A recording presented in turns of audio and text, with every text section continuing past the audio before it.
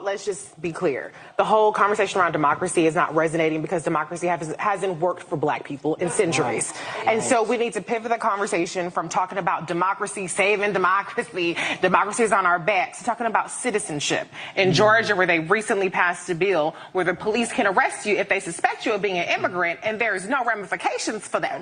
Now, I don't know if the Kemp has signed it. We know Stacey Abrams wouldn't have signed it. I don't know what Kemp is going to do. That's a matter of citizenship. Right. Women no longer have national citizenship if you can't have IVF in a certain state, if you can't have an abortion in a certain state, if you can't travel without them hunting your ass down to the next state, you are not a national citizen. And so what we need to make people understand is that citizenship is on the ballot in 2024. Yes. The next thing, the Civil War that people are looking for, they're looking for a J6, white folks losing their mind, climbing the Capitol, busting out windows. It's happening right now with Republican governors. Randy, you talked about it. We're seeing what they're doing with the power that they have that is stripping us of our citizenship, stripping women of their rights, stripping us of our right to vote, of our rights to keep people that we've elected in their positions. Ron DeSantis in Florida with the state's attorney that he's removing, Greg Abbott with what he's doing with the schools down there. And so people are looking for this grand gesture of Trump being reelected or not being reelected, and we need to be fighting these battles every single day against Republicans.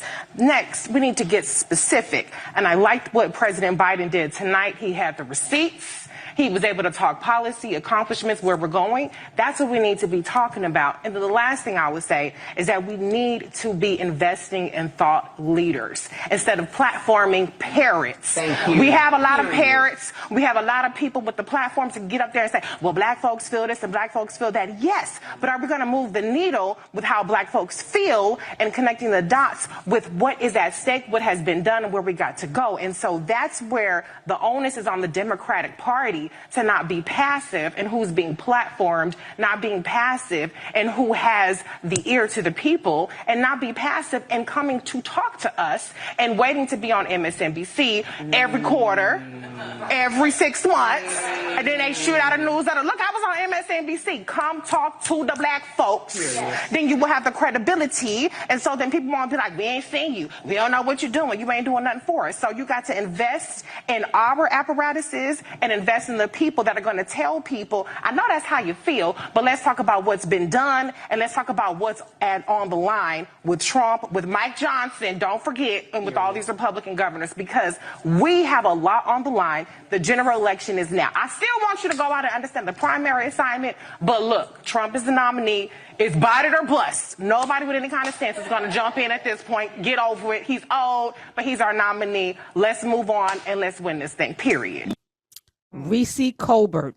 Welcome back to the Karen Hunter Show. We're here on Sirius XM Urban View. We're talking powers and becomes action. And Reecie Colbert, tomorrow we'll be talking more on Urban View because she has her own show. You can call in. And she was on last night with Roland Martin, breaking down the State of the Union with a bevy of other people. But I think that was a perfect capture of what we need to do next. And I appreciate it. I appreciate the plain spokenness of it. Roderick Morrow is here as well. Hi. Hey, I'm a big fan of Reecie. So I didn't know that was a clip you were gonna play, and I hadn't seen it before. So when she was talking, I was like, man, she sounds like Reecie. Like, she on point. She know our facts. She got the talking points lined up. Oh, of course it was her. Of course she was on it. And I think everything she said was on point, and especially that first point. It's never been, I don't think for Black folks, it's never been about loyalty to the Democratic Party as the idea. You know what I'm saying? It's more about like survival. It's more about who has done the most, putting equity in, getting something out of it. And I think that's what people are talking about. You're never gonna really see a lot of Black people who are just like, American flag, wearing Donald Trump or the president's face on their clothes type of people. That's not what we do. But it doesn't mean that we should abandon the party or throw away our votes to prove what to who for what reason. And I love what she said about platforming people too, because I think the disconnect within the media space is certain Black folks talk that way because when it's time to spend money during the campaign seasons, they don't always be breaking off the Black people. And so No. sometimes, right. So sometimes you hear black folks that sound almost like, you're like, nah, I know your politics. You would be much more like fervent on the side of like, yo, we need to make sure Biden's get elected, but you don't sound like that right now. And part of it's because they watching they peers, they watching white folks get broke off bread. Yeah, You know, yep. they watching them Listen. get catered to for white folks that ain't never gonna vote for them, by the way. You know, you watching them people get money thrown at them and entertain and attention, and then they come over to you and be like, you just supposed to do it because that's what you supposed to do. Yes. And so I think a lot of times people get those two things confused with like, oh, that's apathy. No, it's not apathy. That's people being like, break me off my piece that I deserve. I mean, listen, I get accused daily of being paid for by the Democratic Party, and they don't even advertise on Urban View or this show. We don't even have the money coming in from them.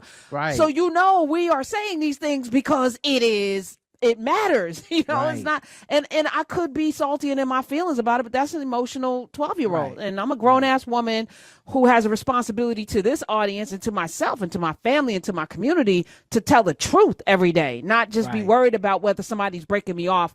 The money's going to come or it's not. Fortunately, we are going to be all right here, you know, because of what is at stake. And, you know, to your point, they should, though. You should put money in the pocket. Absolutely. I mean, somebody just tweeted, you know, Charles Barkley and Gayle King get $6 to $10 million a year for a once a week show.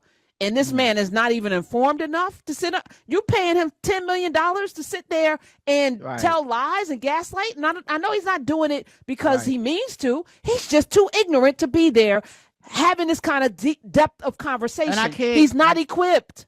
I can't give him a pass. It's just no. I can't. It's like I'm a fan of his basketball, all that stuff. I actually love when he talked NBA on TNT. It's probably my favorite perfect there. Sports show. Yes. Yeah, but every time and he's wrong there too most of the time. All the time. You know, but the comedy there is so much good. Yeah, exactly. Like if he'd be like, "Oh, Portland gonna win the championship," that don't hurt my feelings. But when you say like black people not about to vote, or you know, and that's not even getting into some of the worst things he says. So like.